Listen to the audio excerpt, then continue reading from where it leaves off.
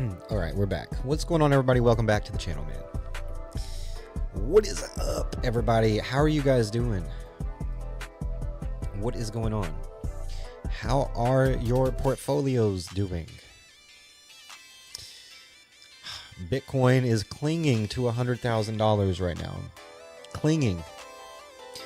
Bitcoin clinging to 100K. Tap the like on the way in and let's get it started.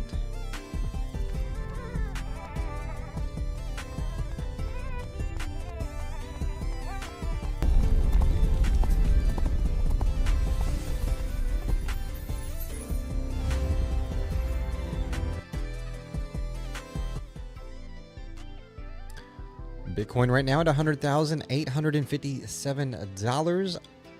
Ethereum clinging to 3K barely at 3,200. Dogecoin slipping further. We did lose support. Dogecoin slipped down to 15 cents. Cardano down all the way to 52 cents. Huge question right now is, are we being shaken out, or is this the actual start to the bear market? There's a lot of mixed opinions out there in the crypto space right now. I've seen a few that I like. And, you know, there's some OGs that are talking about how BlackRock and other big institutions right now that are now holding large bags of Bitcoin are dumping on us to shake us out. And then they're just going to turn right back around, buy up the lows, because they want those lower prices before, you know, think about this for a second. You know, we're at the cusp of mass cryptocurrency adoption, right? We're at the cusp of mass crypto adoption. So these big institutions are definitely not going to want to miss out on one last opportunity to get Bitcoin below 100K, because that chance is going to be soon gone. Think about it. Big money, smart money is not going to dump everything in at the top. And I'm not saying that we are at the top yet, but I'm saying that it could be possible. But the most important thing I'm saying is that they're going to push the price down by selling while everybody else is FOMOing in, and then they're going to buy up they're going to scoop up the lows. And that happens, it's wash, rinse, repeat. It happens over and over and over again. So, do we allow the fear to shake us out? Or do we hold the line, Bitcoin? What's going on, Eric? Welcome in. Thank you for being here. What's up? We might lose the 200. So the 200 day is important. And then of course you've got the 200 week moving average, but the 200 day and the 50 week moving average for Ethereum is what I have been paying attention to. And the 50-week moving average for Ethereum was lost. And that was I told you guys in the past that if Ethereum lost the 50-week moving average, I might consider selling my ETH at that point. The 50-week moving average for Ethereum has been critical. It was key in the past to determine the continuation into the bull market. So right now is a very sensitive time, and a lot of it is being done intentionally. So many emotions being triggered on purpose. Smash a like on the way in. If you are just now joining us, drop a comment in the comment section and let me know where you're joining us from. I would love to hear it. I will respond to you. And let's talk some crypto. So Ethereum whales are buying up this dip. Is this smart money buying the dip, or what is going on here? Ethereum whales snapped nearly 400,000 Ethereum in just 3 days. Total purchases exceed $1.3 billion in Ethereum. That's a large buy. You know, think about that. $1.3 billion worth of ETH bought in 3 days. Is that a sign of a bottom? You know, it's like I said, a very sensitive time. Bitcoin breaking key support level that has confirmed the 2022 bear market. Another big read here from TradingView, and this key support level that confirmed the 2022 bear market could also confirm a 2026 bear market. I don't know how you guys feel about Ben Cowan, but Benjamin Cowan has also came out and said that he believes 2026 will be a bear market. And he has been pretty consistent with his predictions, and he's held pretty strong with his predictions. And a lot of them have been true. So, something else to take into consideration. You got the crypto OGs coming out. Of course, you got Crypto X. Crypto X is not the place to go. You know, YouTube really was not the place to go to get your crypto information. I mean, there's good accounts on Crypto X, but man, there's a lot of junk on Crypto X. I try not to be junky on X.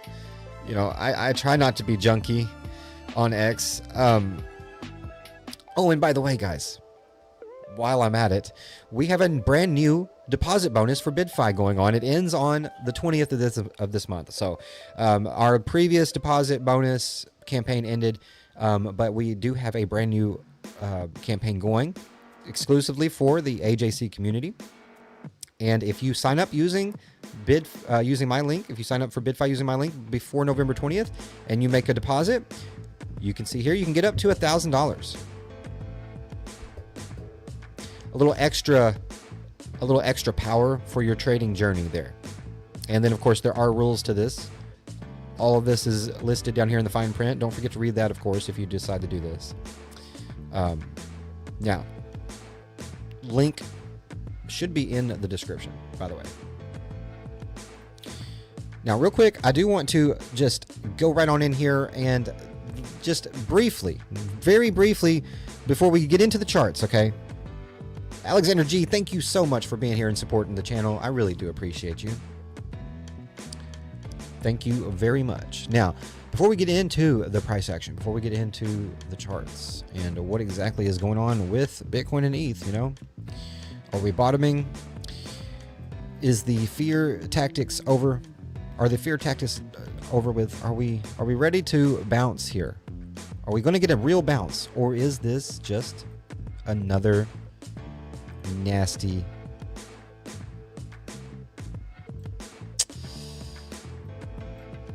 meow? Another nasty dead cat with an evil smirk. Because this old dead cat's gonna come up here and whoosh. Or could we actually be finally seeing some type of bottom from this? What are the odds that we land in my box, you know? What are the odds? I don't know. What are the odds that we land right on the support level? I don't know. Maybe I don't know what I'm doing. Or maybe I do. Could we go lower, Bitcoin? Oh, absolutely. But really, until we lose this range here, or until we lose this uptrend, actually, this uptrend is key to me, guys. We'll take a look at this again here in a second as well. Like I said, before we get into the charts, guys, I can't forget to do what I got to stay on focus, stay on track.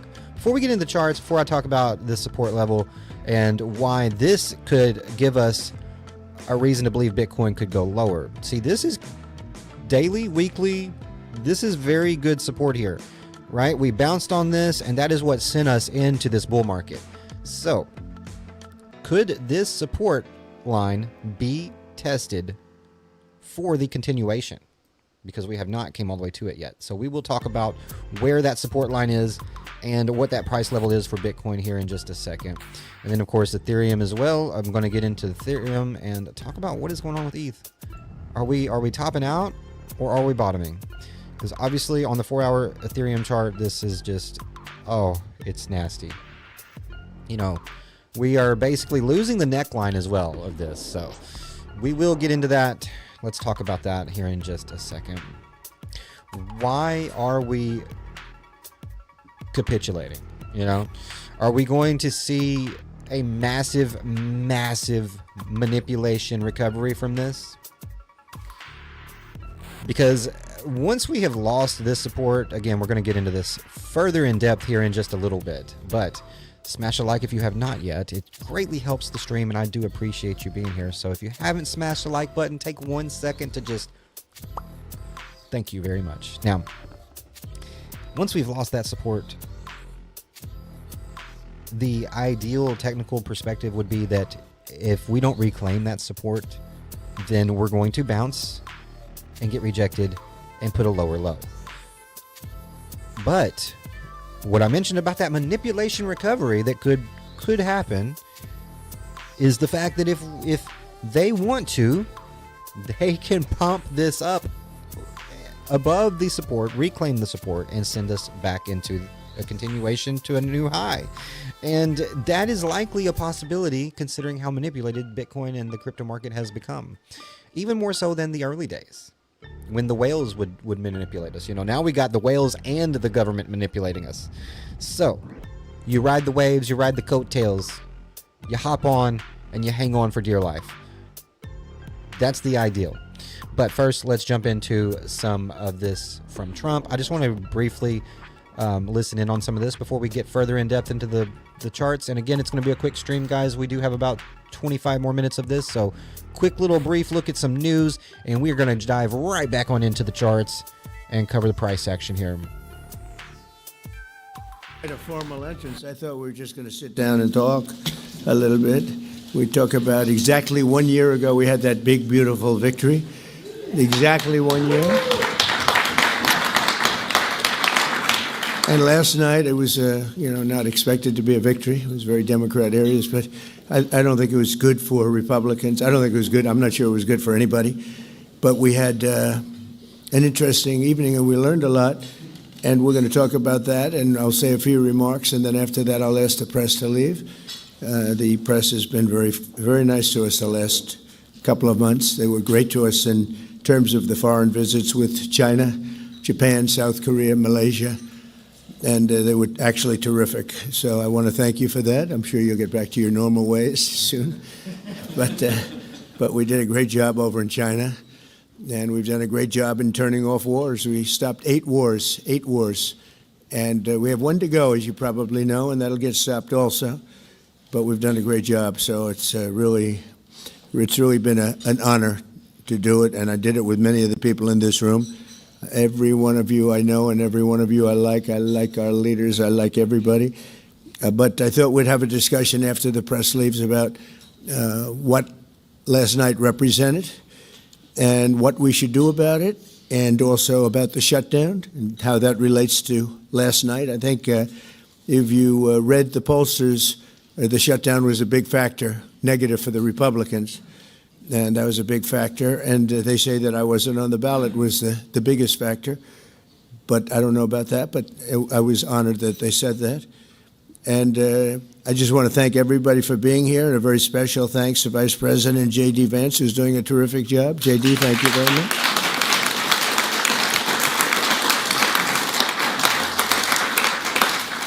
As well as the Senate leadership team that has been working very hard, working really, I will tell you, nobody's working any harder representing the American people, including Senator John Thune. John, thank you. Great job.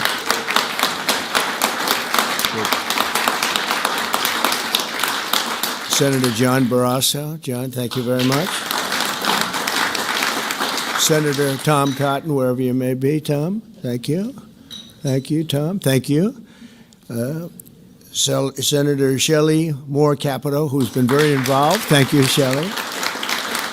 Senator James Lankford from one of my favorite states, 77 out of 77. I always say 77 out of 77. Reagan was 56. That was the record. We got every one of them. Thank you, James. And a fantastic friend of mine and an incredible advocate during the election a year ago, Tim Scott. Thank you, Tim. So as you know, we are in the midst of a disastrous Democrat-created government shutdown, and it is Democrat-created, but I don't think they're getting really the blame that they should. That's now officially the longest shutdown in American history. The Democrat radicals in the Senate have shown zero interest in reopening the government, and I don't think they'll act so soon. A lot of people disagree. I've been saying for the last 30 days, we've had 4 or 5 different points. Yes, sir, they're going to get it right now. We should have it done in a day. I've heard that about 4 times. I heard it after Kings. You know, they said I was a king. And I heard it after Kings. I heard it after a couple of other moments in time. And I said, no, I don't believe so. And now I heard it's after the election. I don't believe so. I think they will. I think they're kamikaze pilots. I just got back from Japan. I talked about the kamikaze pilots. I think these guys are kamikaze. They'll take down the country if they have to. So I don't think so. Millions of Americans are going to be without SNAP benefits. And I will say about SNAP benefits, so when I was president, we had $7 billion worth, and now they have many times that, because these benefits were given to anybody that asked, and they're up to, I hear, just many times, $47 billion. So it wasn't the purpose of SNAP. It was for people that really had problems, down and out, people that really had problems. But during Biden, they gave it to anybody that wanted it. I think it's something you have to talk about because the numbers are incredible. But countless public servants are now not being paid, and the air traffic control system is under increasing strain. We must get the government back open soon, and really immediately. We have to get it up. We have the hottest economy we've ever had, and it's affecting the stock market now a little bit. But the stock market, as of Friday, has hit many record highs during the last 9 months, many.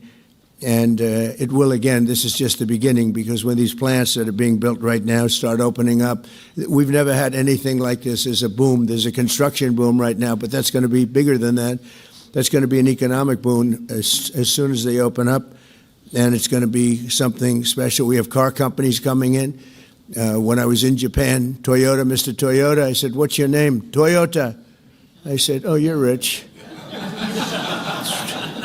He said, "How much of the company do you own?" 92.1%. I said, "I'm glad you said the one." He wants to be. I said, "You're a rich guy."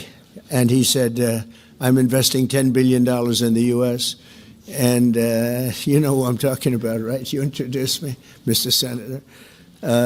You introduced me originally when you were the ambassador to Japan. He's still good. He's still strong. But he had no interest in investing in this country.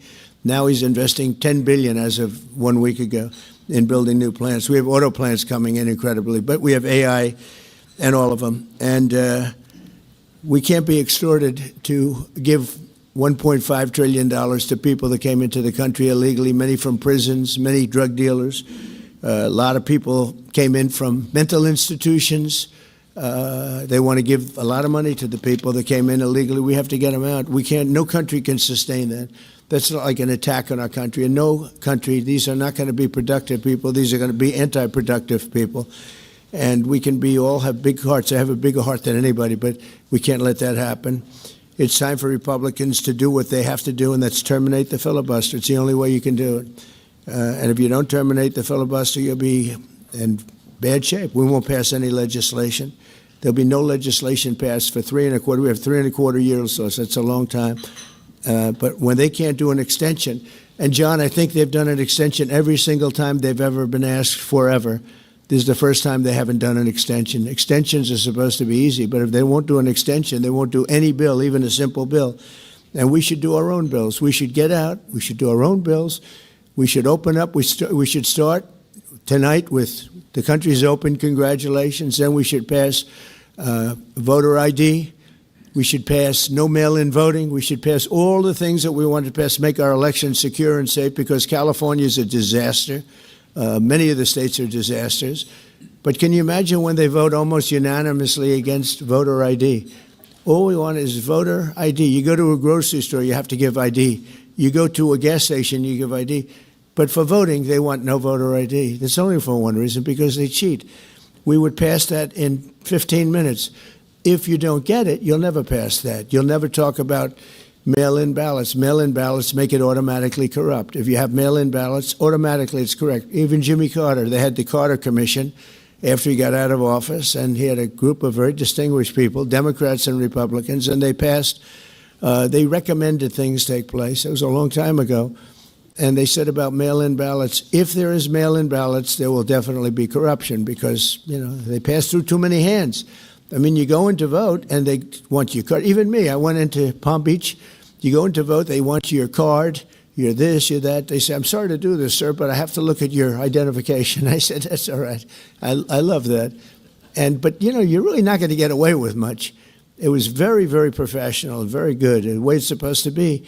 But these people don't want that. They have legislation in California where it's illegal to ask somebody for voter ID. If you ask somebody for voter ID, if you're an official, and you say, I'd like to see your voter ID, they can arrest you, okay? They can arrest you because they want to cheat, and they get away with it, and the Republicans let them get away with it, and we won't do that if we have the filibuster. So we're going to talk about that a little bit. And we're going to see if we can sway, because I know we have a lot of, not a lot, I'd say half feel this way, maybe a little bit less than half. And it's time to have a really good talk. If I thought that they weren't going to pass the filibuster, I wouldn't even bring it up. They're going to pass it within the first hour. If they take power, and it's more likely that they take power if we don't do it, because we're not going to be passing any legislation. They're not going to approve anything. We're going to go 3.25 years. There won't be one bill that we're going to pass. Because the easiest thing to pass is exactly right now what they won't pass. And they'll do that, and they'll wreak havoc. But let's assume they get in. They're doing it anyway, so it wouldn't matter. They're doing it anyway. And, I have a case where I have great U.S. attorneys that can't be approved because of the blue slips. The blue slips, I think you should terminate blue slips, too. It's a mental termination because it's really a custom. But if you have a Democrat senator or two is bad, but it doesn't make any difference. If you have one senator writes a negative letter on some great U.S. attorney, we had it in Manhattan, Southern District, Jay Clayton, one of the most respected lawyers in the whole country, by far, one of the most respected, and couldn't get approved. The courts approved him. The courts couldn't believe it. They did it like instantly. He went to the best schools, got the best marks, top of his class. Everything was perfect. I mean, he was led the perfect life. Went to Sullivan and Cromwell.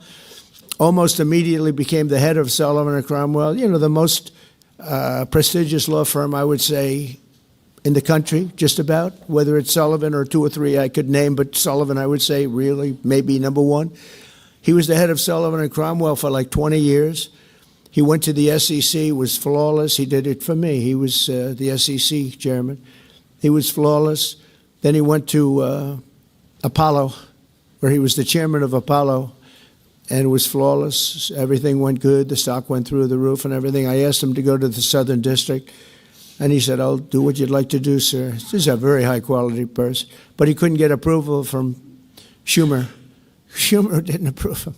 The best student, the best schools, everything. He's like flawless. And the courts actually said, you're not approving Jay Clayton, right? Lindsay, you heard this. The courts actually interceded, and they approved him. But that's an unusual guy. We have other people that are really good, but people don't know how good. Top students, top colleges, and they're U.S. attorneys, and they won't be approved. They're not going to be approved. We have one in Los Angeles who's phenomenal, but the senators, the Democrats are, again, they're kamikazes. The Democrats are not going to approve them. Blue slips are a disaster. So the only people I can get approved are Democrats. I was told that by the Democrats. We'll only approve Democrats. I said, really, is that right? Well, not going to work that way. Not going to work that way with me. But the blue slips are a total disaster. I have 10 people right now that are doing a phenomenal job, and they will be out of office pretty soon. They've got another 2-3 weeks, a couple of them, and then they're going to have to leave. And it's actually a blight on their record because, nobody knows why they left, but it looks like they served 8 weeks and then they had to leave. But they're not going to get the approval because the Democrat, radical left lunatic senators are saying you can't, we're not going to approve you. And if we're not going to approve you, I had actually one Republican who got 2 great letters, but it turned out that he was a rhino, but that was a nice term for him. Now, he got 2 letters of approval, and when I said 2 Democrats approved him, I had to fire him because I figured if 2 Democrats approved him, they wrote the most beautiful letters. I found out, man, this is strange, and he was no good. I fired him.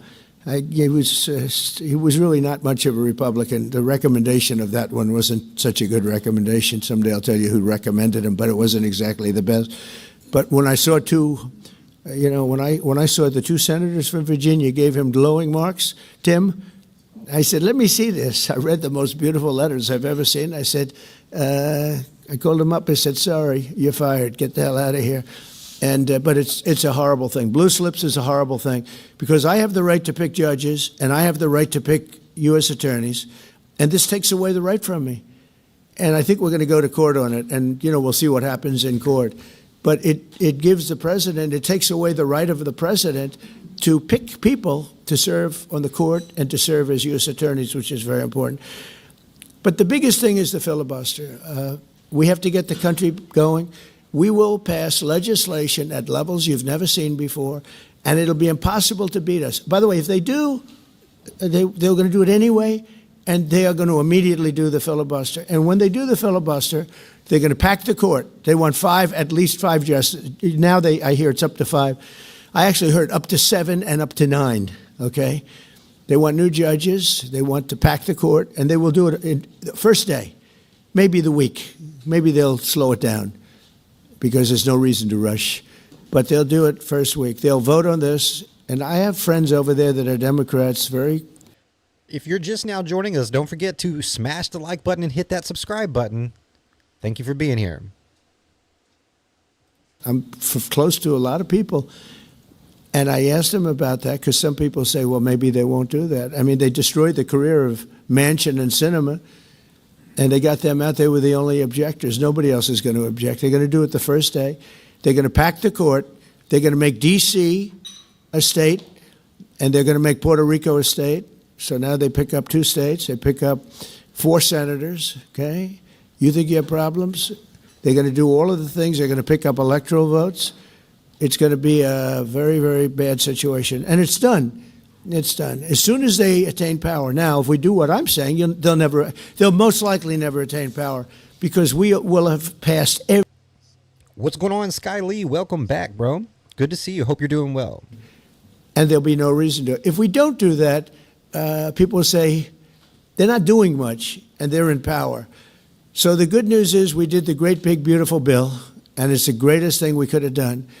And the smartest thing with John and our Speaker of the House, who's so good, Mike Johnson, we did all in one bill. If we didn't, John, it would be a problem because, we would have gotten a small piece passed. A lot of people wanted to do that. A lot of people in the room wanted to do that. They went along with me and John and everybody, and we got this thing passed.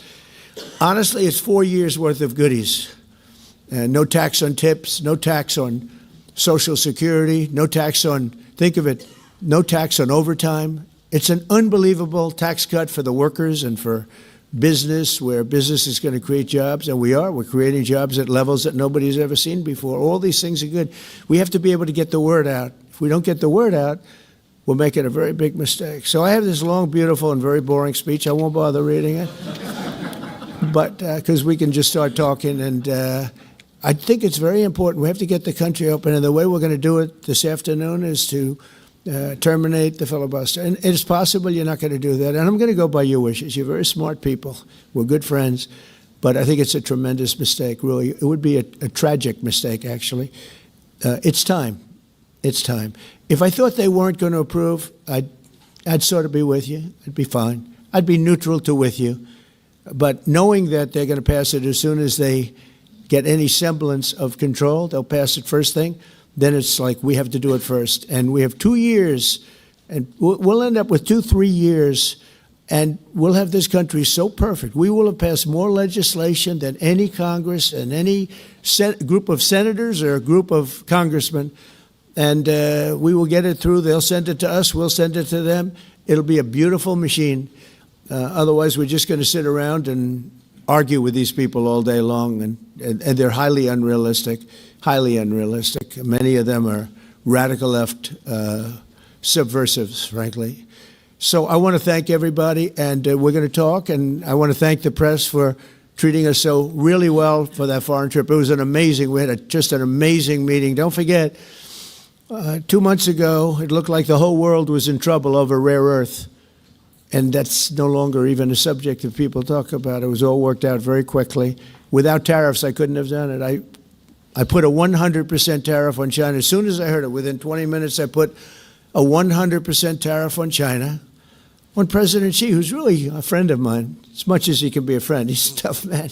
He's a tough man, smart man, actually, very smart.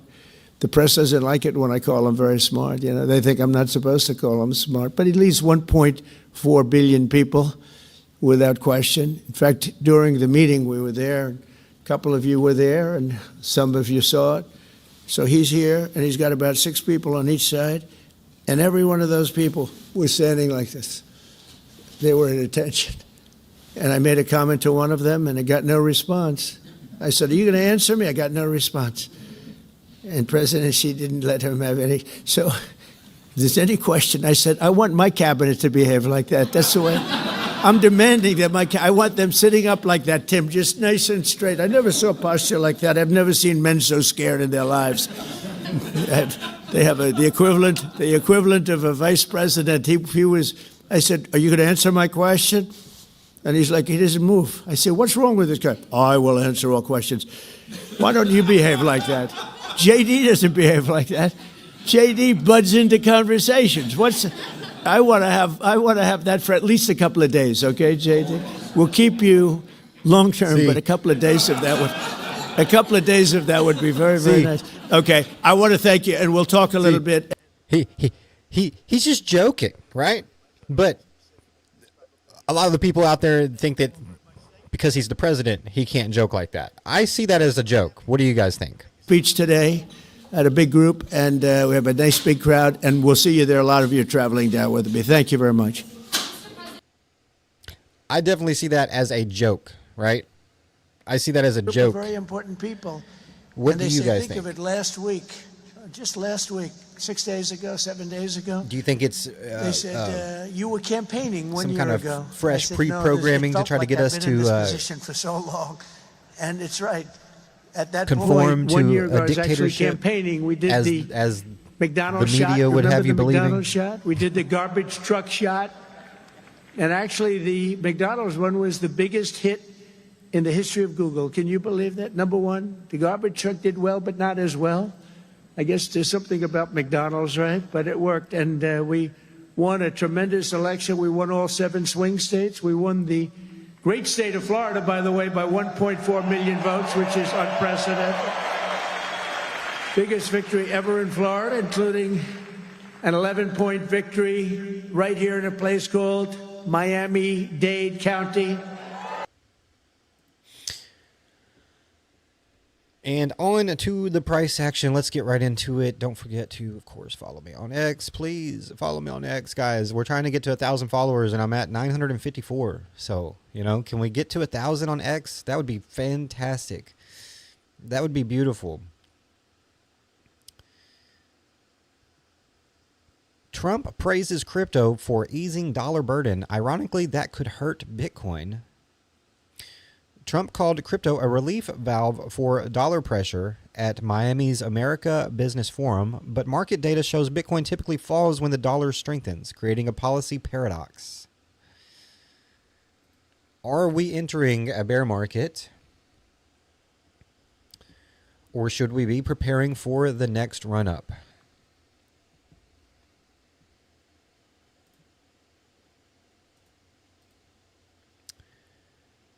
That is the question, right? That absolutely is the question.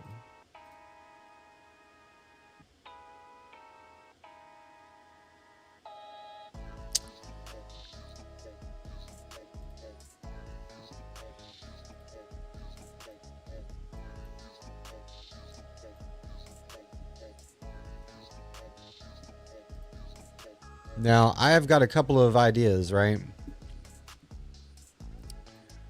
What we could expect to happen. You guys, I don't like how I can't see the chat when I'm looking at my charts. Even though it is on the screen, I can't see you guys. I'm gonna have to fix that. Let's see.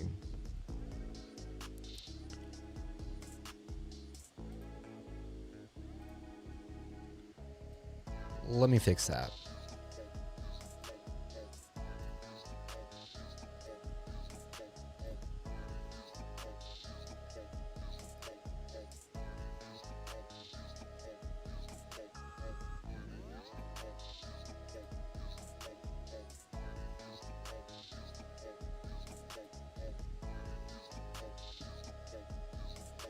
There we go.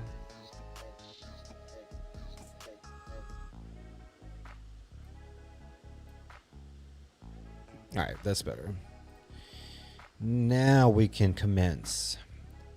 So, again, are we going into a bear market, guys? It sure feels like it, doesn't it? What's the sentiment in the chat? Is it bear market? Are we getting bear market vibes?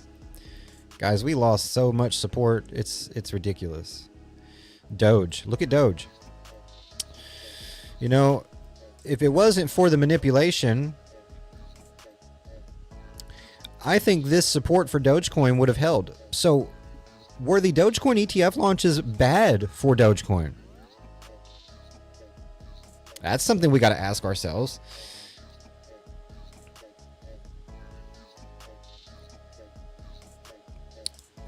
Trump equals market dump. Sachin, what's going on? Welcome to the stream.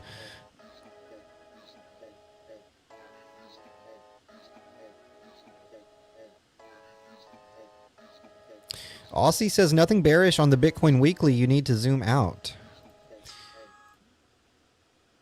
You know, I think I have a Bitcoin weekly chart up right here. But you know what? We are bearish slightly, right? I don't feel like anything is nothing is fully confirmed. There's no confirmed bear market signal, you know? There's nothing really confirming the bear market yet. But there's definitely a reason to be fearful right here. Now, let me just reline this up though, because see, I'm kind of missing some wicks down here. Maybe I think I connected here though and here, but maybe, just maybe, we need to connect. Oh, just maybe we need to connect it all, line it up down here. Remember I mentioned earlier, guys, that I told you I would jump back to this support, this weekly Bitcoin support, as a reference for why we may not be entering a bear market yet, but also it gives us reason and an area to look at if we do go into the bear market. But you know what, Aussie, you are correct here. We are just simply at support. So we are just at support. We have not actually broken weekly channel support for Bitcoin yet. Okay? So we are only at support. Like I said, there is no bear market confirmed yet. So everyone that is just screaming that we are absolutely 100% in a bear market have no idea what they're talking about yet. And a lot of times, I'll admit, a lot of times I have no idea what I'm talking about. But, I mean, I really think for the most part I do. At least have a good sense of these markets, man. I mean, I've been looking at these charts for long enough. I should, right? But I'm going to tell you right now, it does look weak.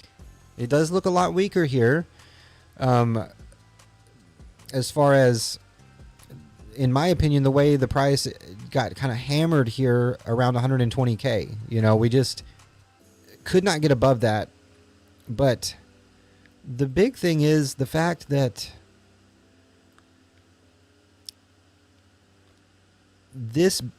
all of this bearish price action that we're seeing right now, it all actually stemmed from the liquidation event. Because if you look at this weekly candle before the biggest liquidation in crypto history, before that happened, the previous weekly candle was actually breaking bullish, and breaking above the LSMA, which when it does that, it typically goes higher.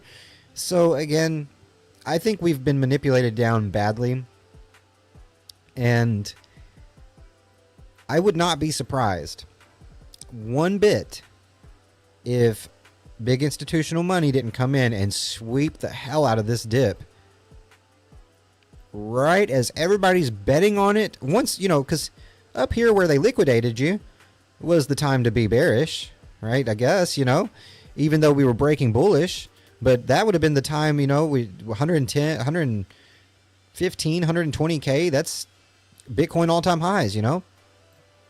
Same here, put in new all-time highs, so sold the all-time high, bought the dip, sold the all-time high. They're going to buy the dip. They're going to buy the dip.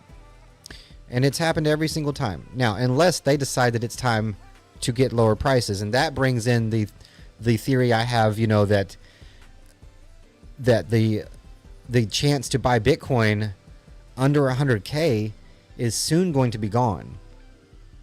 Right? The chance to buy Bitcoin under 100K is soon going to be gone. What's going on, Haven Peck? Welcome back. So they do not want to miss out on a chance to get Bitcoin around 65, 70K. They don't want to miss a chance to get Bitcoin down here around the 200-week moving average, right? 200-week moving average would line up with this target of 65,500. If the channel support is broken, the channel measured move would put us there, give or take. Let's see.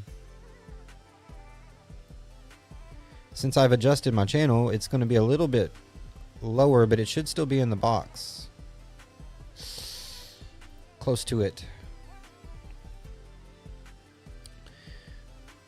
Channel measured move would put us below the 200-week moving average at this point. So the measure move now is, you know, after I adjusted my channel there a little bit, made it line up better, it's now putting us down below the 200-week moving average. Obviously, if we lose the 200-week, I mean, that would be very bad. I would think that would hold even if we did lose this channel. Will they let us lose this support though? Will they force us to lose the support?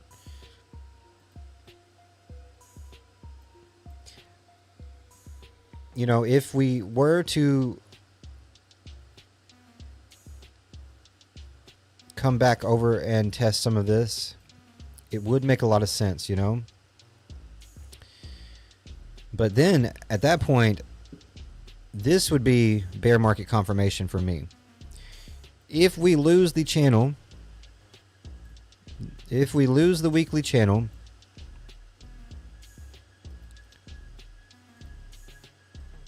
and we lose this indicator here, and we bounce and get rejected right there at around 95K to 100K, and we get rejected, it's over. Bear market. We're going low. Okay. If we lose the channel support that we're holding currently, if we lose this support and we bounce and we can't reclaim anything above 95K, then it's OV, okay? If we cannot reclaim anything above 95 to 100K after losing that, then it will be bear market. But as of right now, no. There is nothing confirming a bear market just yet. My big go-to as well,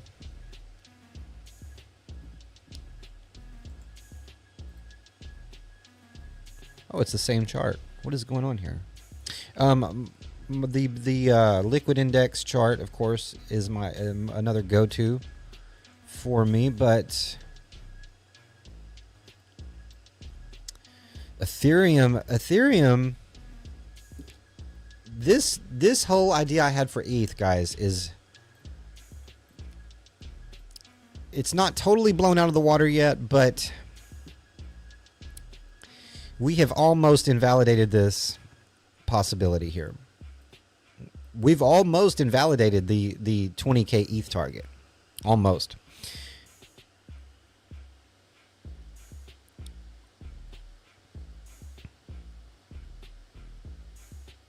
I like that, Crypto Scotty. Crypto Scotty says, crypto is a risk asset, usually the first to go down. If you're trying to pay bills, it's the first you sell and the last you buy.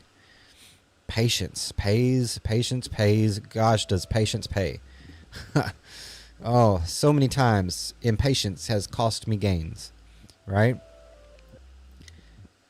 Now, what I mean by almost invalidated this 20K ETH target is the fact that we are still actually in this support and resistance range, right? Of this, we're still in between this support. I cannot, my hand, I cannot draw a straight line to save my life, bro.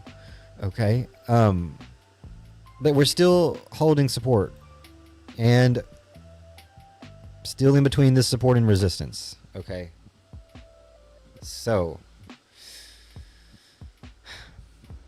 it's a tough call. It's tough to say if we can still hold this and this can still play out. But if we hold this pattern and this support holds and we don't lose it, come up and get rejected by it, then this could still play out. But at the time, it's bearish at the time. We did not hold the breakout, so it's bearish at the moment. If we lose the support, we're going to come lower and likely see ETH around 23, 24, 2500. But, you know, the key support for me for ETH was 3800. And if ETH bounces here and does not hold 3500, I may consider selling my Ethereum and waiting for lower prices. I may consider selling here and waiting for 2800. Very, very likely. I mean, we could even come all the way down to 2200, 2100, you know, down here around the key support level. Long-term support for ETH.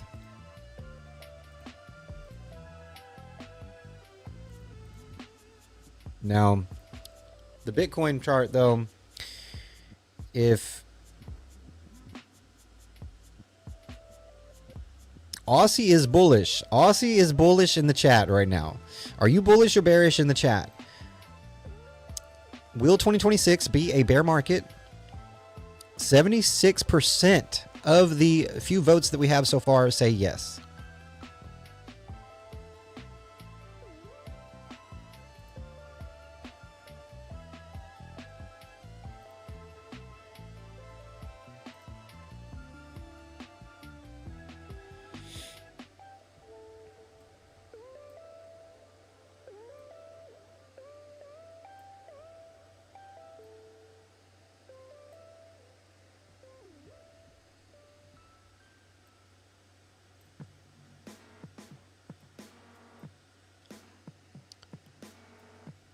I love that we are still holding support at the moment. If this holds, we've bounced every single time on the weekly here.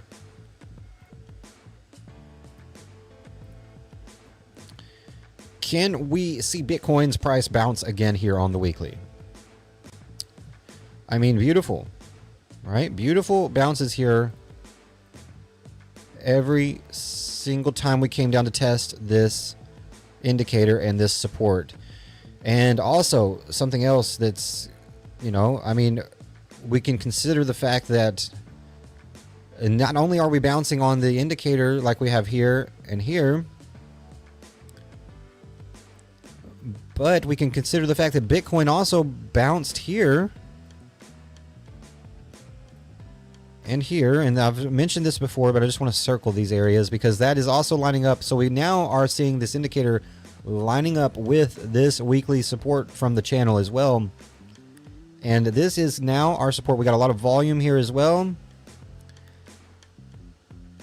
Lots of selling pressure at around $105,000, $110,000 though. Lots of selling pressure around those price levels. So that is going to be a lot of resistance for Bitcoin if we hold this channel support, even if we get a bounce on it. We got to get above 110 at this point. This line right here, which is this resistance here, and then of course our resistance and support here where we chopped, and then where we broke down. Bitcoin is going to have to hold that support. We're going to have to reclaim 110K and hold 110K. 100%. Can Bitcoin do something similar here? Can we do something similar, right?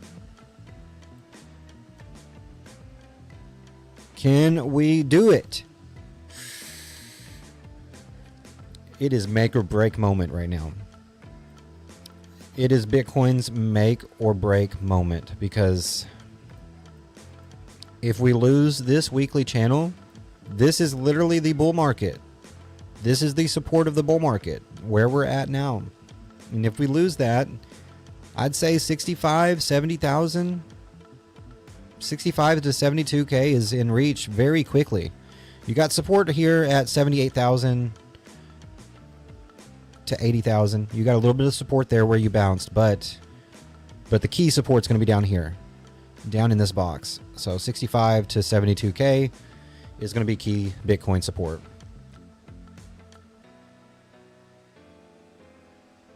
But I mean, this bull market has been going since 2022, baby. This is, if we went into a bear market right now, it would be well understood and in my opinion accepted by most of the people in crypto that have been here for a long time. We understand that if this were to go into a bear market, it would be acceptable. You know, if the 4-year cycle is dead and, you know, all this mass crypto adoption, Bitcoin adoption is going to cause an extended cycle, then maybe we run to 200K. Maybe we run to the channel resistance by February of 2026, as this would line up, as you can see. Let me put a horizontal line or vertical line in there. So if we ran to the resistance here, it would be about February, March, or April of next year. February, March, or April of next year would be the go-to here. If we had an extended parabolic run and moonshot, you know, which is what we've been waiting for. So it is either a bear market for 2026 or 200K Bitcoin 2026. Right? I mean, granted, yes, we could get topped out here at 150. Right? But it would make more sense to run to the channel resistance. But 150 is about right here, about halfway through that move. Still, 2026 is looking very, very confusing at the moment. We have so many bullish catalysts happening. The weirdest crypto market cycle in the history of crypto. So many bullish things happening all across the board. All across the globe. We've got countries adopting Bitcoin. You know, we've got state and local, we got local, state, federal government level adoption of Bitcoin and cryptocurrency happening in the United States. Crypto legislation, Bitcoin reserves. I mean, it goes on and on and on. So many bullish things happening.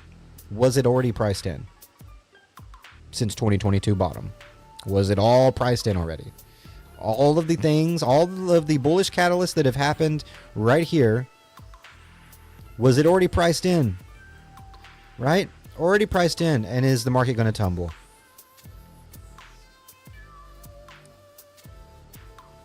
I have my theories, but, you know, I would be lying to you guys if I came up here and told you that I knew exactly what was going to happen.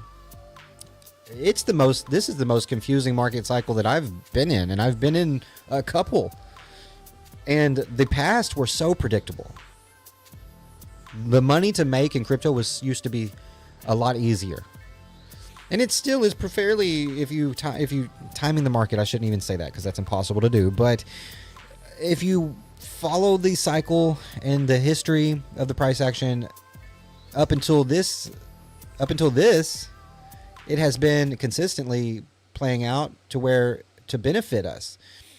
Up until now, it has changed drastically. You know, we have.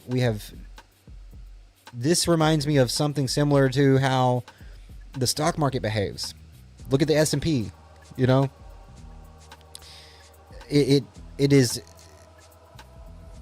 Are we going to have massive bear markets anymore? Or is this going to be the new cycle? Bull market, bear market, bull market, bear market, bull market, bear market, bull market. Is that going to be the new cycle? Similar to the S&P, except the S&P takes years for these cycles to happen, like many years, not just a couple of years. Whereas Bitcoin has taken just a couple of years to perform this way.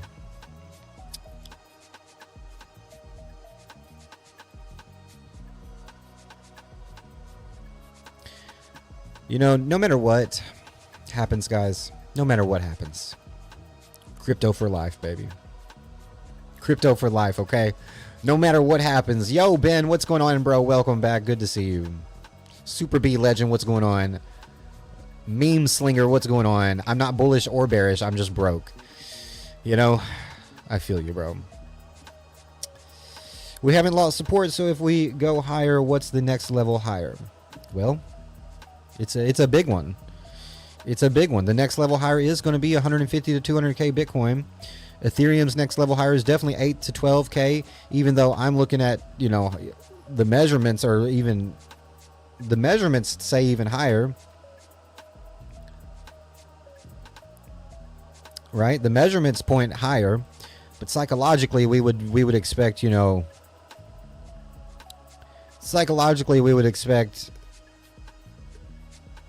to be conservative here, right? We all want Ethereum to go to $20,000 to $25,000, but it might be good to be conservative and, you know, focus on more conservative areas if we do hold support. If it's such a big what if at this moment. That's why it's a good thing to take profits, you know, and in this time of the market, I mean, you should never risk more than you're willing to lose, but at least if you risk more than you're willing to lose down here, you know, any of these areas that I have circled, if you risk more than you're willing to lose in these areas, because we crypto influencers, we get up here, we tell you, don't risk more than you're willing to lose. Don't risk more than you can afford to lose. But we all know. Everybody does it.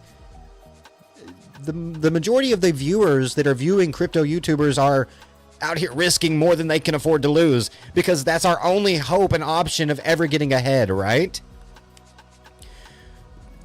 Our grandfather's investment vehicles are not going to get us the returns we need to see the life that we want to see before we die. So, of course, don't risk more than you can afford to lose. But at this time of the market is when I would definitely say, if you have money invested that you're going to need within the next few months, at this time, the risk to reward right now is not worth it, if that's the case for you. And, you know, down here in these circled areas, and this is one of the circled areas, but look at where we're at in the market. Look at where we're at in the cycle. We are so high. Look at the MACD. You know, it's the risk to reward here is not the same as the risk to reward here or here or here or here, right? So adjust accordingly, folks. Adjust accordingly, folks. Now, if Bitcoin loses weekly support and drops down to sub 90K, what do the altcoins do? Do they follow suit? Most likely. What does ETH do? Bitcoin dominance slips. Will we get a little mini altcoin season? Oh my gosh, man. I feel weird even saying altcoin season at this point, guys. Oh, my bad. The chat's messed up. What's up, Ben?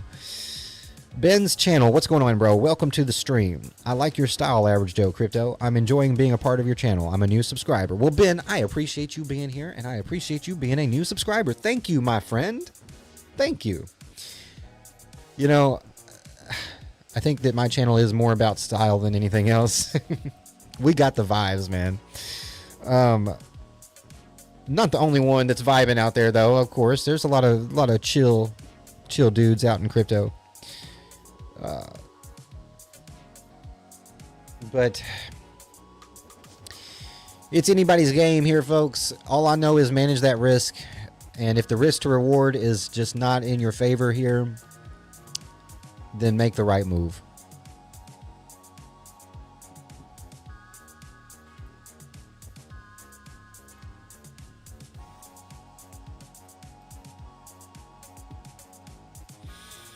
Gosh dang, bro. Zcash, baby. Bro, Zcash is just I'm so sad. So sad that I didn't buy Zcash, bro. You know, it is always typical. It's always typical that the coins that perform the best when you least expect them to. I don't know why I know this because this has happened before. Coins like Monero and Zcash and these coins that are just overall flatlining slow movers are the juiciest ones to risk. You know, like this is the one to risk it on, man. This is the one you risk all the biscuits on. And I didn't risk any of the biscuits on it, man. And I know better because I watched the same thing happen to Zcash in the previous cycle when I actually owned some Zcash and then sold it and then watched it moon.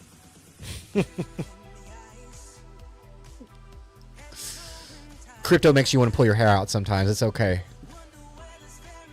It's okay. Oh, look at the dead cat bounce played out. Look at the freaking dead cat bounce playing out, man. Oh, look at it. It played out. We came up to the ear, though. You know, I thought we'd only come up to the top of the head. We actually came up to its ear. So we came up to the dead cat bounce ear. And then the cat died on us, man. Shoot. Shoot. I think we're done, folks. Listen, I'm not kidding. If ETH does not get above 3,500 and hold 3,500, I'm likely going to at least take out my initial investment of Ethereum that I invested early on, and I might wait. There's some that I'm just going to leave, of course, forever. Well, not forever, but for a very, very long time.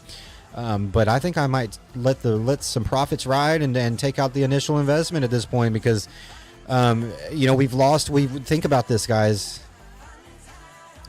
Ethereum hit close to 5K, right at 5K, and now we're struggling to hold 3,500.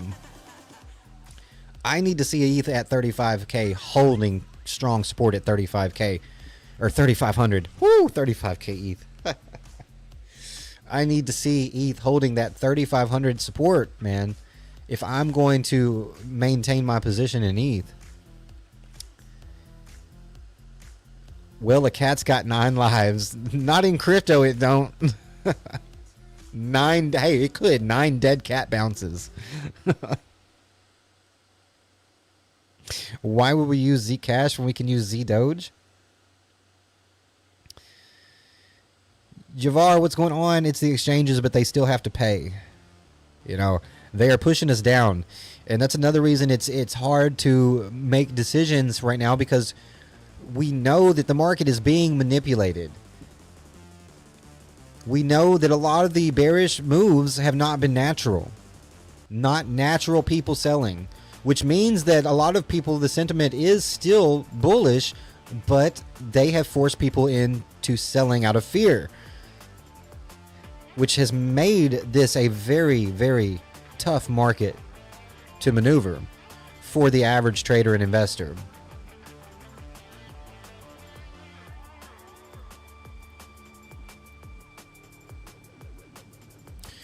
Aussie, that is something we do have to consider. What is going on, Tahaj?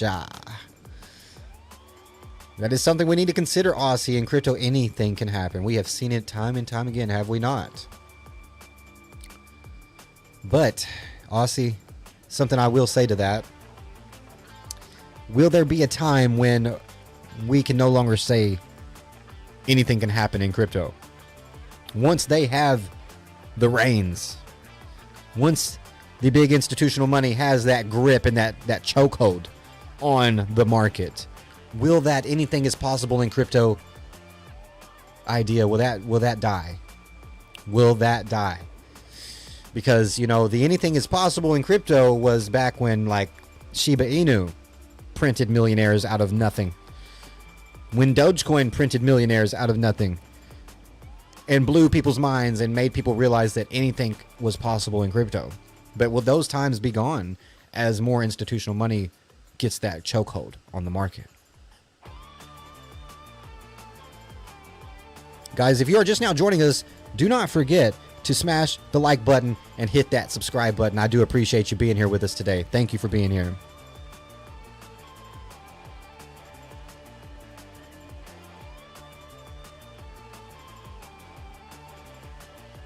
Two seconds to tap the like button, and it does help a lot.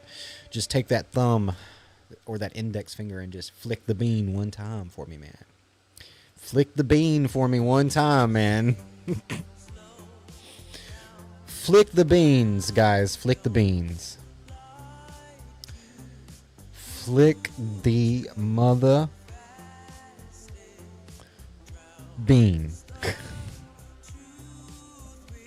Thank you, guys. Thank you.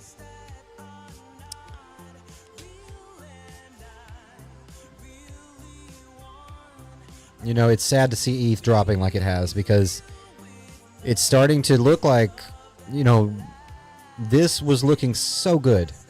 So good. We were looking identical to the 2021 parabolic run right before it happened. We still look very, very close to this here. Okay, so this area still very close to where we're at here. The only issue now is that we've had the market makers push us down back into the pattern. We are still at support, but we're still holding weekly support. But now it is slightly different than before. Before we broke down here, we were looking identical to 2020, 2021, the end of 2020, going into the 2021 bull market. And honestly, it still looks that way. To me, it still looks as though the market is setting up for a parabolic run similar to 2021. It still looks that way. I cannot deny the fact that it looks that way. I can't help but think that we're being forced out here. We're being pushed out here. And then as soon as they think that we've had enough pain, when enough people have sold at a loss, when enough people have sold out of fear, they're going to buy billions. They're going to buy billions down here because they know that these prices won't ever come again. While people are selling at these price levels that ETH will never see again, right? Because once Bitcoin gets past 150K, 180K, once Bitcoin gets to 200K, and once Ethereum gets anywhere near 7, 8, 10,000, and new all-time highs potentially near 20,000, I mean, it just lines up. I'm not just throwing numbers out there. It lines up. It makes sense. It's this line here is the same line here. I just copied it. And so if we have anything similar to the previous run, then this is still a possibility. And it's not really a matter of if, it's just when, you know? It's not really a matter of will ETH go to 20K? Of course it will go to 20K. You know, just like when ETH was at $123, people didn't think it would be $4,000 within the next couple of years. Same thing is going on here. ETH was at $300 here, okay? Think about this. Ethereum in October of 2020 was at $345. And just 6 months, not even 6 months later, just a few months,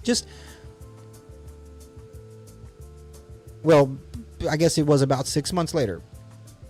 6 months later, ETH went from $300 to $4,000.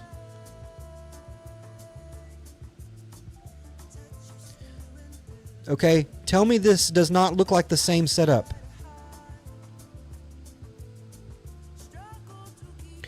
It's just been prolonged. Because look, this is what should have happened. So this area here was the bear market lows. This area here was the bear market lows. What should have been the bear market lows. And then this should have sent us to new all-time highs around 15,000. Honestly, that's what should have happened. If we take into consideration how the previous cycles have always played out. But there's been so much happening in the crypto space in regards to adoption, regulation, big institutional money, big amounts of money coming into the space, manipulating the price. And I think that's what has happened. I think that we are seeing this market being prolonged here due to uncertainty around adoption and regulation and crypto bills being passed, the presidential election being a big factor. I think what we're seeing is a prolonged cycle. I do.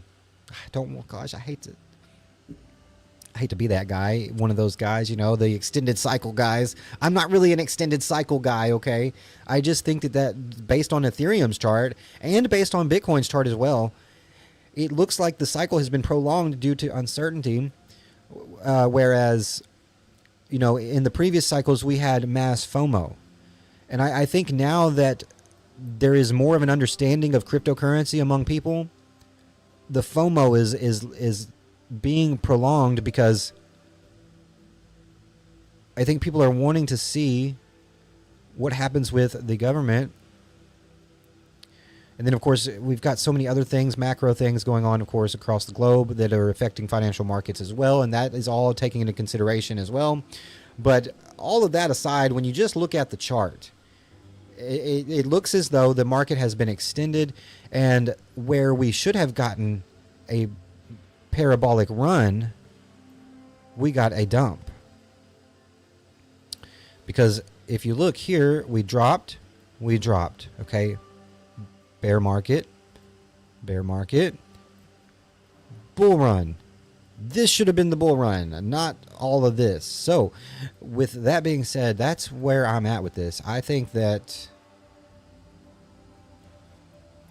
if we hold the weekly support here, and even if Ethereum drops down to 2,200, 25 to 2,200, I still think we're going to get a massive parabolic rally to 20K, 10 to 20K. I do. I think Ethereum will 10x. I think Ethereum will 10x just like it did in 2020. Ethereum 10x'd from, well, it did more than a 10x, but from the breakout here, right? From this breakout, we did a 10x. And I think ETH can do another 10x. Even if we drop to 2,200, even if we drop to the 200-week moving average, even if we lose this support, even if we come down here and put in a double bottom on the long-term monthly support, we're still going to 20K. Stop being so bearish. Look at these as opportunities. And I understand that it's hard to look at it as an opportunity if you don't have the capital to buy the dip. If you don't have money, if they've squeezed everything out of you and you don't have any money to buy the dip. I understand. It's difficult to be bullish. It's difficult to be optimistic. It's difficult to not give up on crypto. But what other choice do you have? Work your job and hope that your 401k will be enough to keep you going for the rest of the time you live? Invest in stocks and hope that they don't manipulate the hell out of you there? I mean, we got gold, silver, we got options, but we all know the truth. The truth is, investing in the right cryptocurrencies, investing in the right assets, the risky assets, bring the most risk to reward. And I don't know about you guys, but I'm already getting close to middle age and I don't have a lot of time. So, you know, if you're still young, And by young, I mean like early 20s and 19, 20, early 20s, coming out of high school, you know, thinking about what you're going to do with your life. Learn before you invest. Educate yourself as much as possible about these markets, the history of these markets, before you even think about investing. But one thing you should never do is not invest. Definitely invest, but just educate yourself first, because I did educate myself, but not enough. Not enough when I first jumped in. Taja, Aussie, Ben Smets, thank you all so much. Don't ignore me. Oh, I'm sorry. I'm sorry. What's that thought on ICP? Any knowledge on why it pumps? Man, ICP. I covered it in internet commute. I covered internet computer when it first launched, and then I don't think I ever covered it again. I felt like it was a scam. I don't know. Maybe not. You know, it just had so many promises and like the new internet. Come on, man. You know, that's another thing too is don't be naive in crypto, because in the early days, it was so easy for new projects to come on and make promises and get people to put tons of money into them when really they had nothing going for them except promises. And, you know, then the developers didn't follow through, and then projects crash, and, you know, it's just educate, read, educate yourself. Super B Legend, I started seeing all those as price suppressors.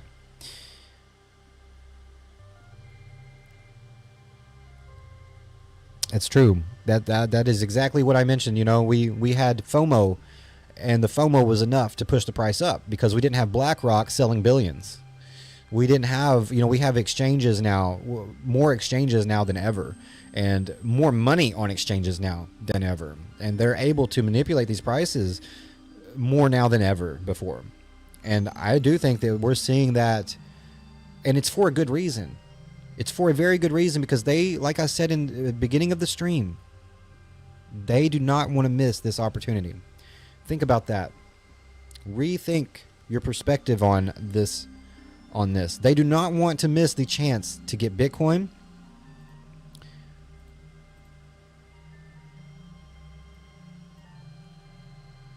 They do not want to miss the chance to get Bitcoin or Ethereum at these price levels. And if Bitcoin can hold 100K, that is going to be very, very big. If we do hold 100K, that is somewhat bullish. Not the ultimate trend reversal. You know, just holding 100K is not going to, you know, indicate that we're going to pump. But holding 100K would be very, very good for Bitcoin's price here at this weekly channel support. But they may want to see lower prices, and if they do, best believe we will get them. The big fear here, I believe, will be losing this channel. If we start to lose this channel support, I think they'll buy. Either they'll push it down quickly and then buy down here around 80, 83, 85,000. They'll push it down quickly if we lose the channel support and then buy the dip and create a massive bear trap. Or they'll just push us on into the bear market. It depends on how much lower the price levels they want to buy in, you know. And if you think about the fact that we will never see these price levels again for Bitcoin in the future, you know that they're thinking about this, right? BlackRock, all these institutions, hedge funds, everybody, countries, everyone that is FOMOing and wanting to buy Bitcoin right now, they want to get Bitcoin under 100K. Because that price will be unheard of in the future. So I do think that if they really want to, they will push the price below 100K, and it will stay there for a little while, giving the big money time to accumulate under 100K, and then we'll blast off to the moon. So right now, 100K is holding, 101. Weekly support is holding. Ethereum holding 3,300 slightly.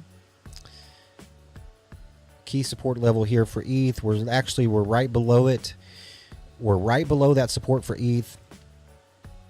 right here. But if we could get up a little bit higher, again, 34 to 3,500. I want to see 3,500 hold for ETH. If we can hold 3,500, that would be very good. We're slightly far away from it though here. And we lost the support line there. Indicator's slightly turning red on us because we wicked down so far into it. Same thing happened here. For perspective, same thing here. And then after that, we did go lower, but look how much lower we went. Indicator flips red. We get the big dip in. Right now, we're just kind of right here. And if we hold above the top of the indicator, we might get a bounce. But if not, it could get ugly. We could come down here to 2K. Again, though, even if ETH did go to 2K, a 10x from there is possible, in my opinion.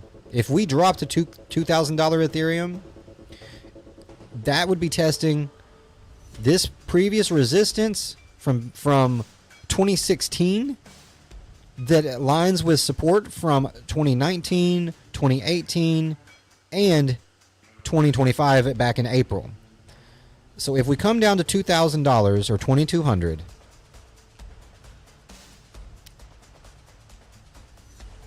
I think we 10x from there, guys. If ETH drops here to this support line at $2,000,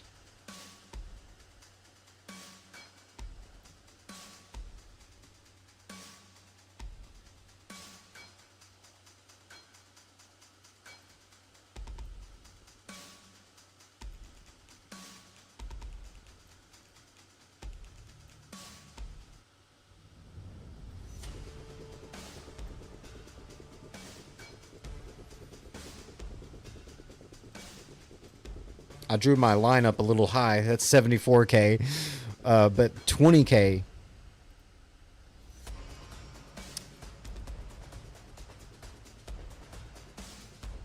I personally think, in my personal opinion, as always, not financial advice. It is my opinion and my opinion only. Please read the disclaimer. A little late for the disclaimer. I guess I should have put the disclaimer at the beginning of the stream. Obviously, this is not financial advice, just my opinion. Please invest, trade, hodl at your own risk. I am not a financial advisor. But sure does make a lot of sense. Now, what if that was it though? What if that was the bottom? Look at this bottom.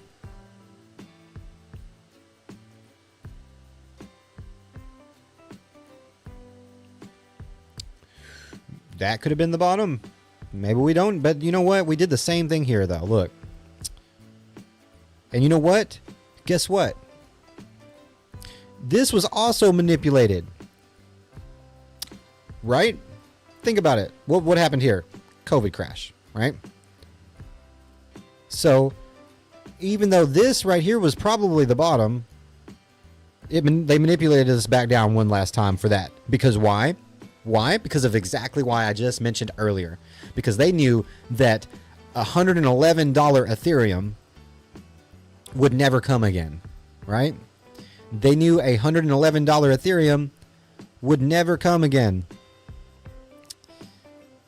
And so they manipulated the price down during that and scooped it up before the parabolic run. Same thing here. If we do get a manipulated price move to the downside again, if there is some big fear, something that happens, okay, that is going to further instill fear in investors and traders and push the price down more, I say $2,000 support holds, which means that if you were holding one Ethereum and you sold it 4K, you buy it 2K, you got 2 ETH for the parabolic run, baby. Okay. And I do think if we hit 2K, guys, we will hold 2K. ETH will hold 2K, and we will soar and put in a new all-time high.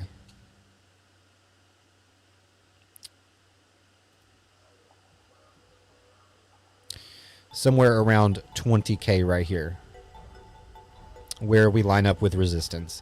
Now, if not, and we see something like this happen,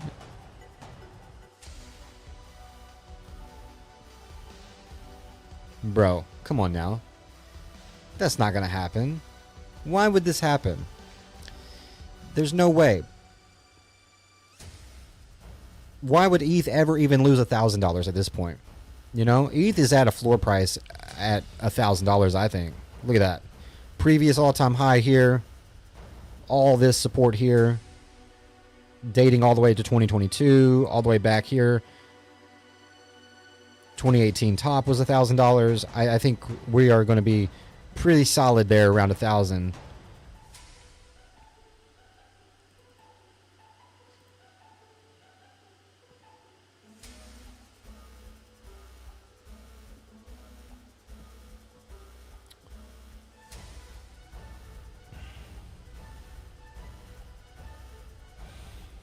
Now this may not come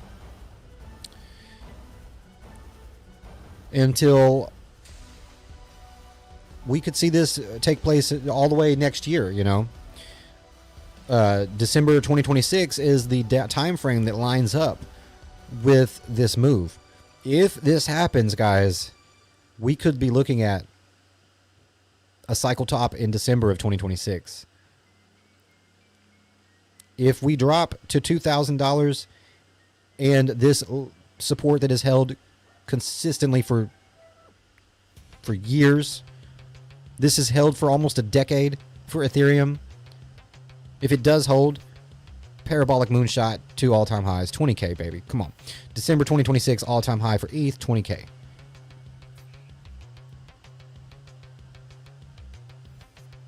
I like it. I like it. I'm going to stick with that for a little bit. Unless something changes, if we come down here and we lose this support, if we drop to 2K, or even if we don't drop to 2K, I still think we're going to 20,000.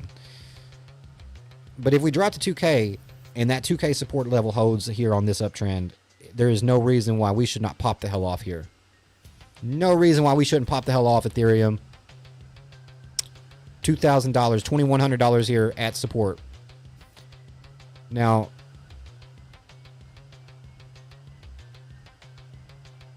once we really, honestly, guys, honestly, look, man, if we hold the 200-week moving average, which the 200-week moving average is at about $2,500 for Ethereum, but if that holds, that's another good indication that we're not done. If the 200-week moving average here in red, look at that, carried us up, man. Boom. And then, of course, when you chop around it, that's down here in the bear market low. When you're chopping around that 200-week moving average. But when the 50-week crosses the 200-week, we have used that consistently. And the 50-day and the 200-day.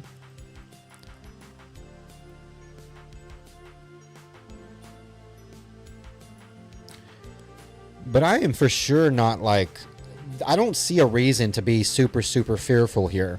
I don't, and you know, and even I sometimes will fall for the headlines and everything, and I start to get emotional and fearful.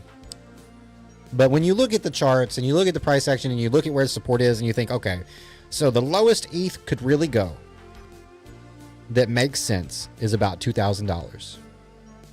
Now, granted, from almost 5K, that's a big drop. But when you think about where the price of ETH will likely and should go, a drop to 2K is just an opportunity to me. Oh, see, I definitely have a bull in me, bro. I am long-term perma-bull, okay? I'm just not short-term perma-bull. But I am long-term permanently bullish on Bitcoin and cryptocurrency and blockchain, man. 100%, bro. And I have been since 2018, man. Since 2018, I have been bullish as hell. And honestly, back then, I was a perma-bull. I mean, all my price predictions were pretty much bullish. I did, but that was during the bull run when I first started my channel, so makes sense. I have tamed the bull a little as time has went on. Guys, it's been a good stream. Thank you all for showing up. We got 19 likes. If we could get one more like on the way out and you get this stream to 20 likes, I would be extremely grateful. Thank you all so much for showing up and showing out today. I really do appreciate it. And you know what? We are going to be okay, guys.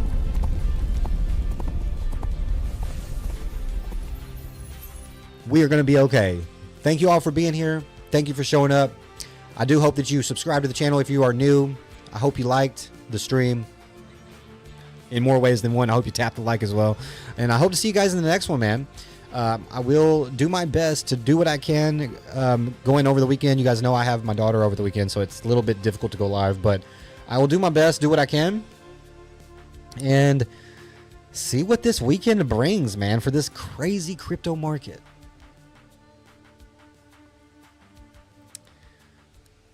Thank you guys for that 20 likes, man. See y'all in the next one.